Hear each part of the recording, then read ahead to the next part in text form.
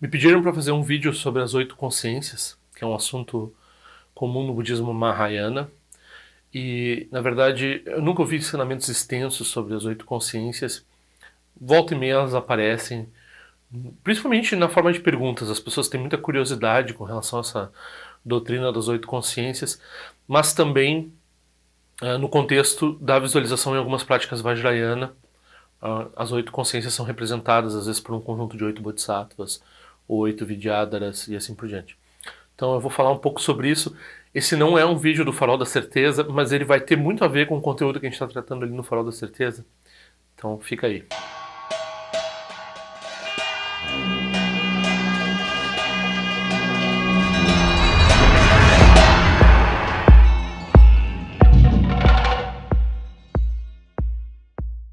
Então, todas as formas de budismo aceitam 6 consciências. Então, das 8, 6 não tem discussão nenhuma entre as formas diferentes de budismo. Desde lá o budismo antigo, desde as formas de Shravakayana, as formas de Pratyeka Budayana, Mahayana, vai indo, todo mundo aceita que tem 6 consciências. Né? 6 consciências, que coisa caótica, né? Porque tem esse monte de consciência. Então não é muito difícil de explicar. Então a gente tem ligadas aos 5 sentidos, né? Mas como assim tem uma consciência ligada ao tato? Então não só tem uma consciência ligada ao tato particular, assim, ligada à percepção tátil, né? Então tem um receptor da percepção tátil. Normalmente se fala em 3 esferas, né? Então tem o órgão, o objeto e a consciência. Então são 18 datos no final, 18 âmbitos, né? Totalizando. Então a gente tem o objeto da consciência, a consciência e o órgão dos sentidos, né? Então, por exemplo, no caso, como é que a gente demonstra a consciência do tato? Por exemplo, a gente sonha com o tato. Aí a pessoa diz, mas eu não costumo ter sonhos em que o tato... Não, é mais no sentido assim, quando alguma coisa roça na gente, muitas vezes a gente pode achar que é um inseto, a gente tem uma percepção daquilo que está condicionada por certas percepções anteriores e essa percepção ela surge de uma forma particular, às vezes ela produz medo, então ela nos leva, nos coloca num mundo, ok? Então, eu não sei, acho que todo mundo já teve essa experiência de, né, ontem mesmo eu estava sob as cobertas, daí eu sinto, né, uma parte do tecido e eu disse, não, será que tem algum inseto aqui? Mas está frio, não é comum ter inseto, não, pode ser uma aranha. A pessoa fica meio assim, né? Aí até ela olhar e conferir que não tem nada ali, ela, né, ela sonhou, ela confundiu uma percepção. O fato dela se enganar é prova que tem uma consciência operando ali. Ok, então 5 são barbada, né? Daí essas 5, né, visa a consciência da visão, consciência da gustação, consciência da, como fala, para sentir cheiros, né, enfim. E daí nós temos a consciência da consciência. Então tem uma mente da mente, que é esse observador da mente, né, que está olhando para a mente, assim, né. A gente está falando aqui tudo de mente, assim, em termos de uma mente condicionada, a mente usual, a mente, né, que rumina coisas, a mente que projeta coisas, a mente que observa, essa mente normal que a gente tem todo dia, que a gente vê, ok? Aí tem essas outras duas. Então 6 a gente explicou fácil, né? Aí essas outras duas, esse pessoal que gostava de fazer prática, né? A gente chama de Yogacara. Esse pessoal da Yogacara que gostava de fazer prática, eles adicionaram essa complicação, essa coisa de 2 consciências a mais. Por que eles adicionaram essa essa noção de, né, esse pessoal Vasubandhu e, né, a Sangha, Maitreya, esse pessoal estava preocupado em botar essas 2 consciências. Eles queriam explicar karma. Então, na escola Yogacara, eles têm essa noção. Algumas vezes se diz que eles negam o mundo externo. Então, eles são idealistas, né? Então, tudo que acontece é uma projeção da mente. Aquelas coisas que a gente não tem controle são coisas que estão na nossa mente, mas que a gente não tem controle. Essa afirmação sobre eles não projetarem o mundo externo, às vezes eles mesmos podem negar. Então, tem vários aspectos da doutrina Yogacara que, para começar, a Yogacara ela não é uma coisa coesa, então ela tem formas de Yogacara, tem várias divisões, várias formas de explicar isso, mas As mais próximas do caminho do meio, né? A escola competidora seria a Madhyamaka, né? Caminho do meio. Então aqui a gente está falando todo o budismo tibetano é caminho do meio. Aí quer dizer que não tem Yogacara no budismo tibetano? Não, o budismo tibetano é fortemente influenciado pela Yogacara. Como a gente já tem falado nos vídeos, né? Então tem que ter uma capacidade assim de juntar vários vídeos antigos nos quais eu já falei sobre Yogacara, eu já falei sobre qual é a posição da Yogacara dentro do budismo tibetano e assim por diante, para a gente entender essa conversa aqui.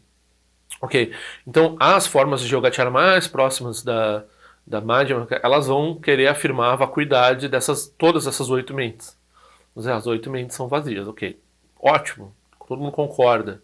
Todos os objetos condicionados e tal são vazios. Aí algumas formas vão ficar, né, dessa oitava consciência lá Vijnana, o quanto ela é propriamente condicionada. Bom, ela certamente é condicionada. Mas algumas escolas vão fazer surgir uma doutrina de Tathagata Garba, né, vão fazer surgir em torno da Live Vijnana. Então, surgem certas dificuldades com relação ao quão condicionada seria a oitava mente. Ok. E de toda forma, a Madhyamaka vai dizer, não interessa o que você está dizendo, porque vacuidade não é uma coisa de decreto. Então, se você está dizendo assim, a Live Vijnana e Tathagata Garba são vazios, tem que ter o recibo, né? Não adianta você vender que é vacuidade e daí não conseguir demonstrar que é vacuidade por inferência e etc, por experiência e tudo que for. Então, normalmente nos debates clássicos na Índia antiga, né, no qual participam os seguidores de Nagarjuna, então Chandrakirti principalmente, eles vão refutar o que eles chamam de doutrina Chittamatra, que é uma doutrina idealista metafísica que haveria dentro de certas formas de Yogacara. Então, aqui estou falando com o maior cuidado possível. Muitas vezes Yogacara e Chittamatra são igualadas, mas Chittamatra é uma doutrina de certas formas de Yogacara e é um espantalho para nós, no budismo tibetano, nós tacarmos-lhe o pau ali, né, de bater neles, porque tem um problema inerente na apresentação da Chittamatra. Isso quer dizer que a gente desqualifica a Yogacara, o problema é mais complicado, vai mais longe, ok? Então, essas duas mentes, bom, quais são essas duas mentes? Uma dessas mentes é o que eles chamam de mente deludida, e a outra mente é essa mente consciência armazém, né? Onde ficam armazenadas impressões e marcas, né? Alguns falam sementes kármicas, ok? Então, eles precisam dessas duas mentes, os Yogacharas postulam essas duas mentes para explicar o processo do karma. Então, de alguma forma, as doutrinas anteriores para eles não eram suficientes e eles precisaram hipostasiar essas duas mentes como uma explicação para karma. Ok, daí a grande discussão, né, e nessa discussão a gente vai desenvolver a nossa capacidade de inferência. Né? Então, na discussão da Madhyamaka com a Yogacara, eles vão começar a dizer assim, bom, mas para que você precisa disso? A gente consegue formular interdependência sem essa noção de continuidade, sem essa noção de armazém e assim por diante. A gente não precisa de Alaya Vijnana. A consciência armazém, essa consciência das marcas. Então a Madhyamaka ela vai conseguir explicar, segundo ela, e vai refutar, vai dizer que esse artefato Yogacara é desnecessário, porque é possível explicar karma sem o uso desse aparato todo que foi inventado, que é particular, que é próprio dos Yogacara. Né? Então hoje em dia é muito comum as pessoas falam do Mahayana já como se incluindo as 8 consciências, como se fosse natural para o Mahayana ter as 8 consciências, aceitar as 8 consciências. E era isso. Por que também? De certa forma, essa doutrina é popular entre budistas e é popular principalmente com praticantes. Aí a gente tem um pulo do gato aqui.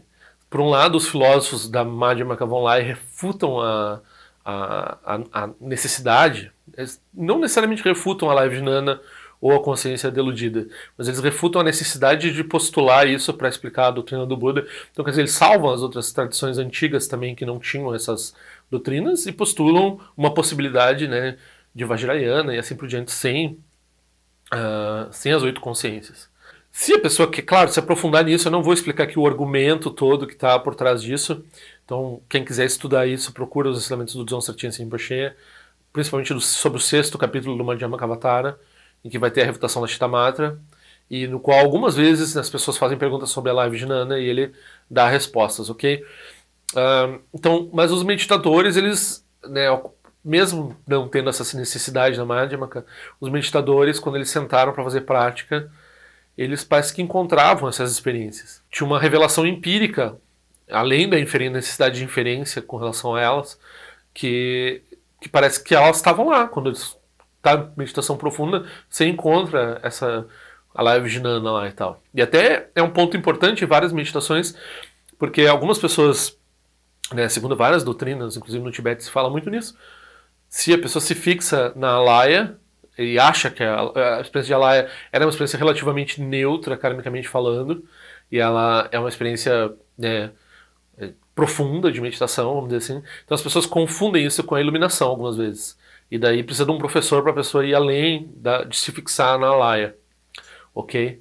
Então, ok, mas essa história também não acaba aqui. Essa história, então a gente tem de um lado os yogacharas, que praticam bastante e afirmam por inferência que tem essas duas consciências adicionais, e daí a gente tem o pessoal da Madhyamaka que diz: não precisa, né? Você não precisa colocar essa parafernália toda aí para explicar karma, mas quando se medita, às vezes se encontra esse tipo de coisa, né?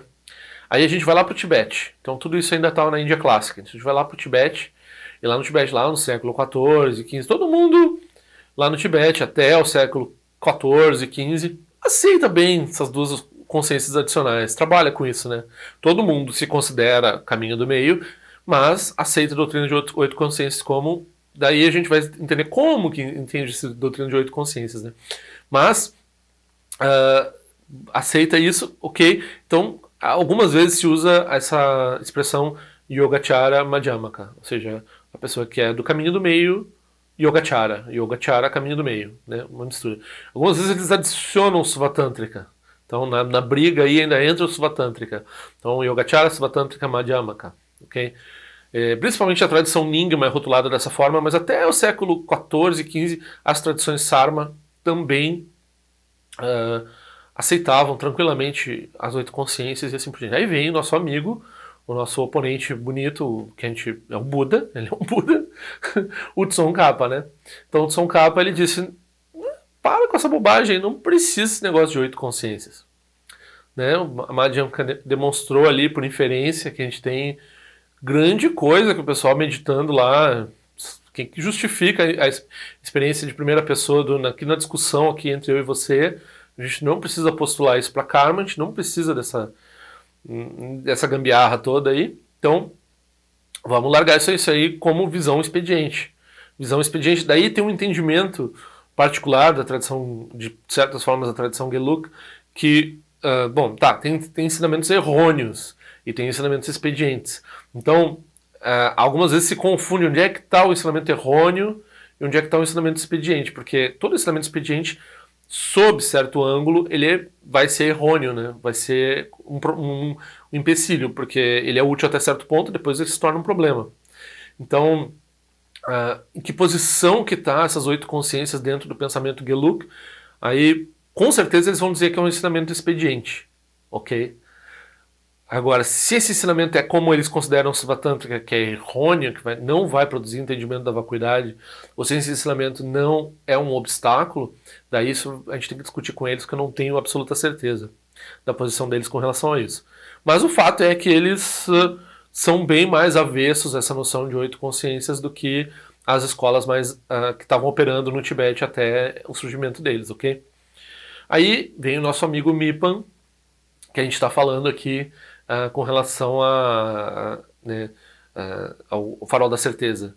Então, quando a tradição Nyingma vai explicar a relação entre o segundo e terceiro giro, né, que a tradição Geluk vai dizer que o segundo giro é o definitivo, o segundo giro se referindo aos ensinamentos de Nagarjuna, o terceiro giro se referindo aos ensinamentos de Asanga Maitreya, os ensinamentos do terceiro giro seriam expedientes.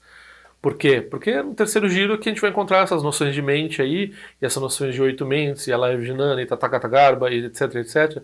Tudo isso a Geluk vai dizer: não, essa parte aí é o expediente. A parte que vale mesmo é a parte do Nagarjuna, que é o caminho do meio, para Sangika, e era isso, ok? Fechou. Fechou todas. Aí a Nyingma vai dizer: não, não, não. E tradicionalmente as escolas vão dizer, não, segundo giro é expediente, terceiro giro é definitivo. As outras escolas, Sarma, né? Kagyu e Sakya, normalmente vão dizer isso. A língua, vamos fazer um acordo aqui então. Então, o segundo giro tem ensinamento expediente, que se chama Suvatântrika, e o terceiro giro tem ensinamento expediente, que se chama Yogacara. O segundo giro tem um ensinamento definitivo, que se chama Prasangika, e o terceiro giro tem um ensinamento definitivo, que também se chama Prasangika. O ensinamento Prasangika está contido no segundo e no terceiro giro. Ok? Então a gente tem, né, toda essa diversidade. E daí a gente vai dizer assim, esse ensinamento expediente não é errôneo, ele é útil, né, dentro do escopo que as pessoas estão necessitando dele. Né? Ok? Daí, então, o que é o ensinamento expediente Suvatântrica? É quando a gente está falando de vacuidade e a gente usa uma. A gente fala da vacuidade de um ponto de vista. A gente produz um ponto de vista da vacuidade. Isso é útil por quê? Porque algumas vezes as pessoas, né, têm extremismos tais que elas não conseguem ouvir um ensinamento que está além de um ponto de vista. Então elas precisam de um ponto de vista. Esse ponto de vista vai se tornar um obstáculo para a iluminação na medida que não for entendido que isso é uma coisa expediente. Então, né, então é perigoso, pode se tornar um problema, porque os Geluk vão dizer que a Svatantrika é um problema. Se a pessoa entender dessa forma, ela vai ter dificuldade de entender a vacuidade. A gente vai dizer assim, não tem certos âmbitos em que é útil explicar dessa forma. E, curiosamente, né, a gente está vendo no Farol da Certeza, ele vai dizer, vocês fazem isso. Vocês mesmos estão explicando vacuidade de um ponto de vista. Olha só, aí A, B, C, D, argumentando ali que eles são o Svatantrika. Mas tudo bem, a gente não é que nem vocês que tem assim essa problema com o Svatantrika. Não, o Svatantrika é um negócio que é positivo, existe e tal. Precisa haver para certos seres e assim por diante. A mesma coisa com o Yogacara, só que daí, em vez de ser as pessoas no debate, na explicação da vacuidade, as pessoas lá na meditação. Então, para as pessoas que estão fazendo prática, a linguagem da Yogacara, ela não é definitiva, mas ela é muito importante, ela é muito útil.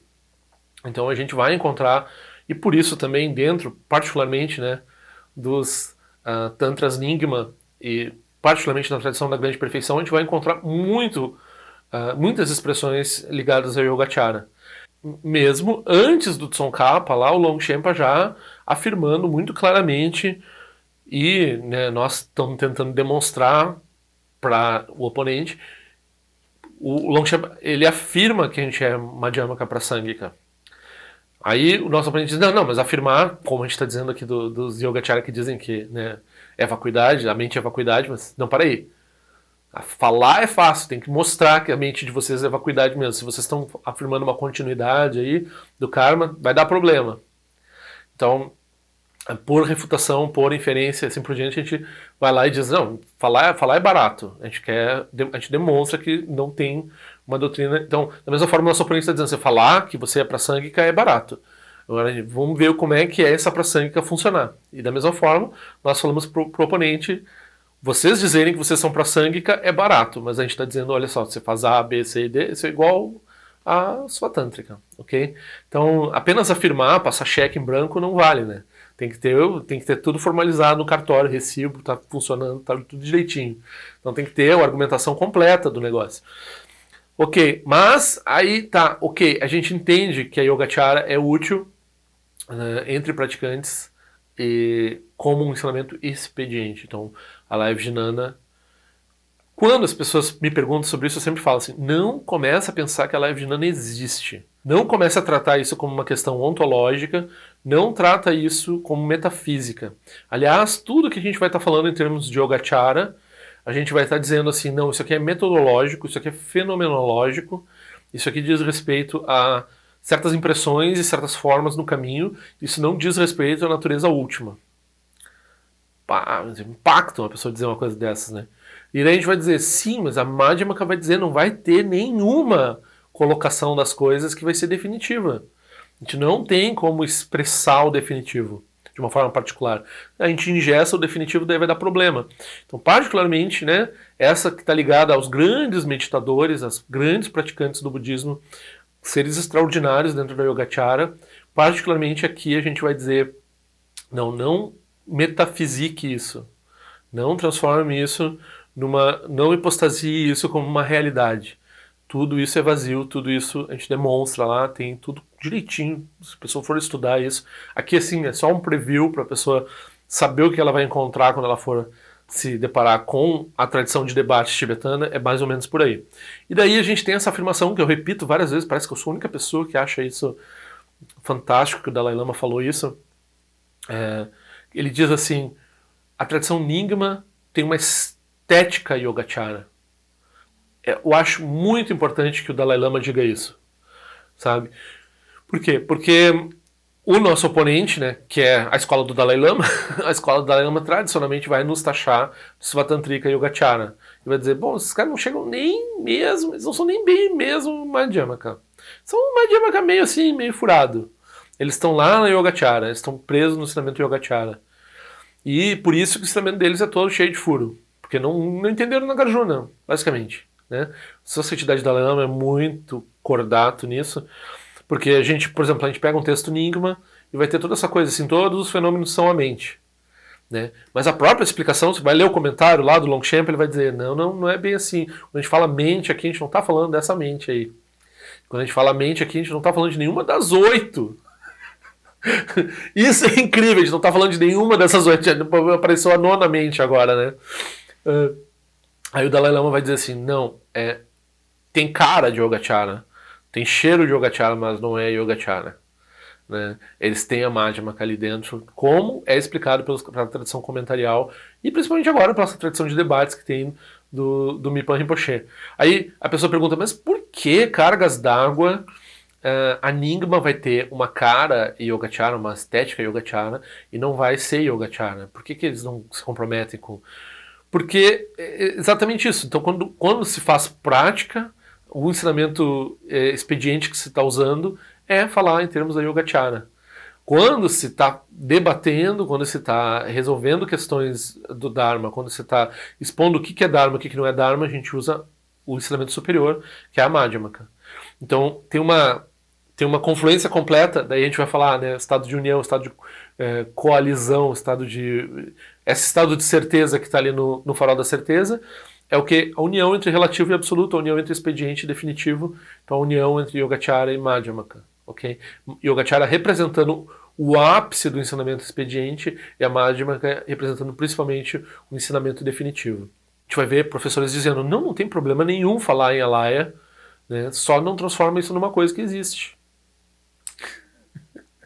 E daí tem jeito de falar disso como um método para trabalhar. E isso se expressa no Tantra e no Dzogchen, dentro da Nyingma principalmente. Vai ter 8 consciências, vai ter muitas coisas ligadas a Yogacara nesses ensinamentos. Vai se falar bastante de Alaya. E é importante, por isso mesmo também, como forma de não entender mal esses ensinamentos, é bom entender o embasamento Madhyamaka de gente como Longchenpa, que estava escrevendo essas coisas, né? Então, eles não são bobos, eles não estão escrevendo isso assim num ponto de vista que o nosso oponente facilmente descarta como sendo meramente Yogacara, ok? A gente tem uma união completa com o ensinamento Madhyamaka também. Parece que a gente tem o bolo e consegue comer o bolo ao mesmo tempo, né? Mas é basicamente isso. A gente consegue uma confluência entre relativo e definitivo, entre expediente e definitivo. Na prática, como a pessoa estuda o Dharma? Primeiro, a pessoa precisa ter a base da Madhyamaka. Se ela não tiver a base da Madhyamaka, ela vai reificar tudo que ela vai ficar ouvindo a respeito da Yogacara. Então, no mosteiro tradicional tibetano, qualquer uma das tradições, eles vão estudar antes, eles vão estudar Prajnaparamita e Madhyamaka, depois eles vão estudar terceiro giro Tathagata-garbha, Yogacara, Alaya Vijnana, essas coisas, né?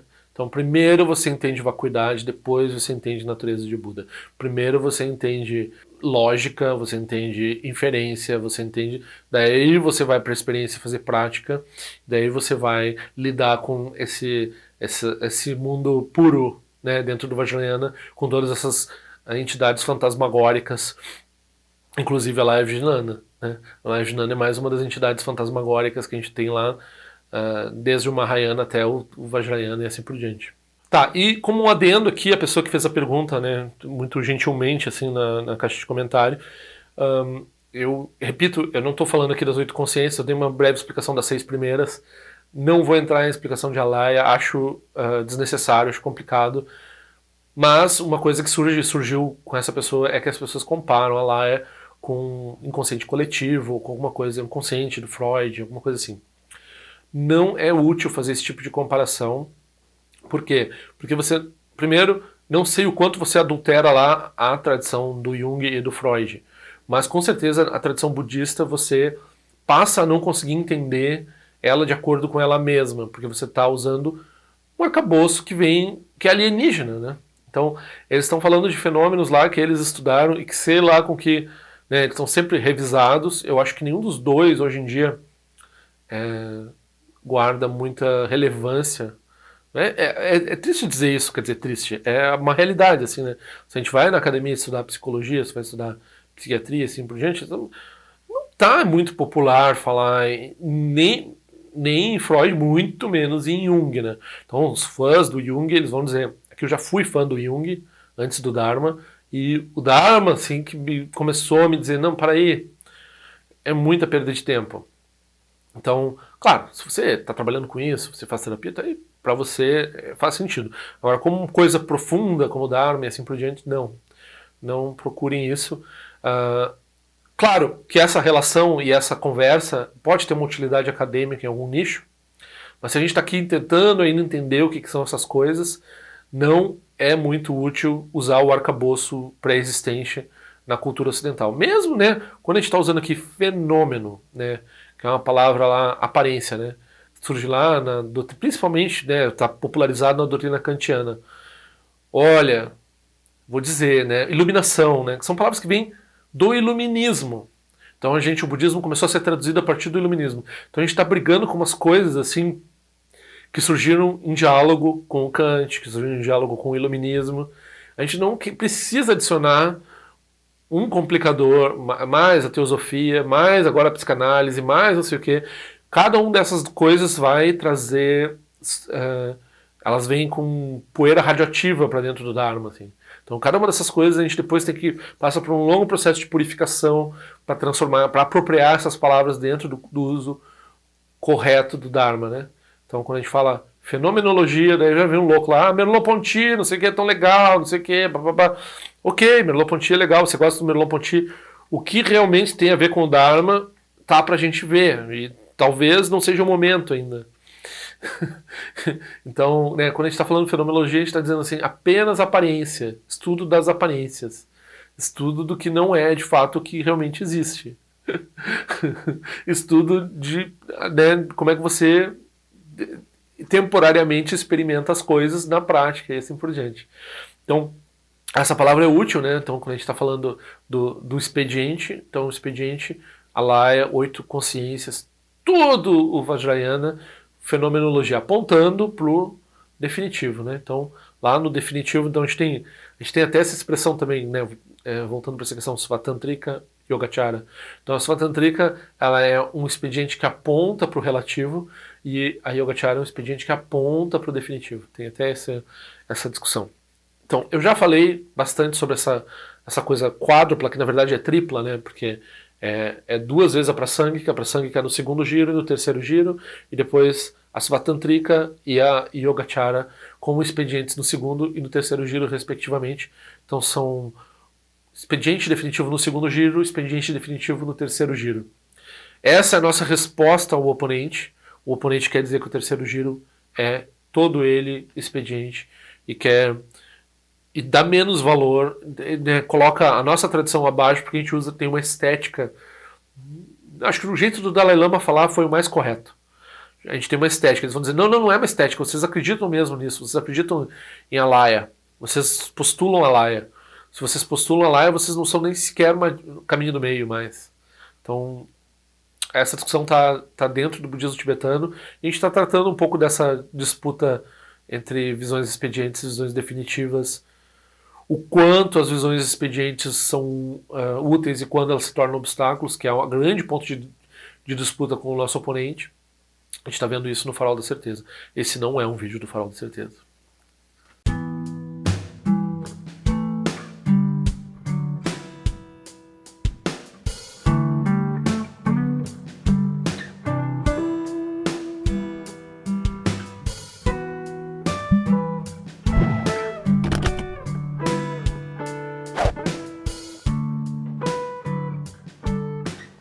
Ei, não esquece de se inscrever no meu canal, é importante para mim.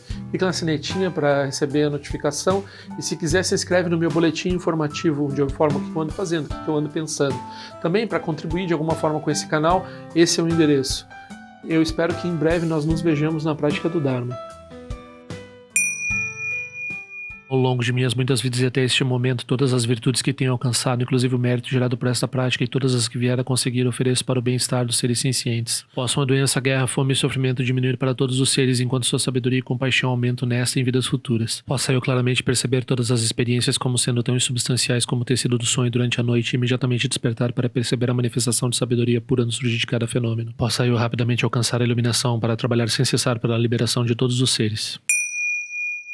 Nirawe Korajinga Sumpana Neoma Lundi Kwene Cherezin Wate Jinja Soeza Pekajar Padu Tenjoche Om Sochi Jamen Champene Jirasawa Kunchatuzi Zetai Bai Mediano Jutu Piamania Jogi Sasunda do Tenjoche Chume Kwene Pema Samba Sasora Jese no Pai Garjuan Shuku tu Peku Kose Destintes Indar Shinju Jigmetu Jutru Panangue Wancha Tungo Pateno Muyeng Kupamalora Sanelundu Tileta tu Tenjoche Pemeja Sum Pemeri Suche Pemetan Lati Kuzizuan Pemancho de Droma de Sojino Ni Bemelun de Joche Penenjoane Chimpote Payuri Nebadan de Basi Pechambundan Conseja Sentenjoche Tu Son Sanjaguru Rinpoche quando contar o Wajin Baja Barcha com seu tutor da poça só deve sochim de lapto sochi não são ebe jeshuva dan são palum de dropa gelo uma rumba zaguru pema cede hun que loja som de loja alien sa som cha papel do jusho sung não guarda midral do sungele show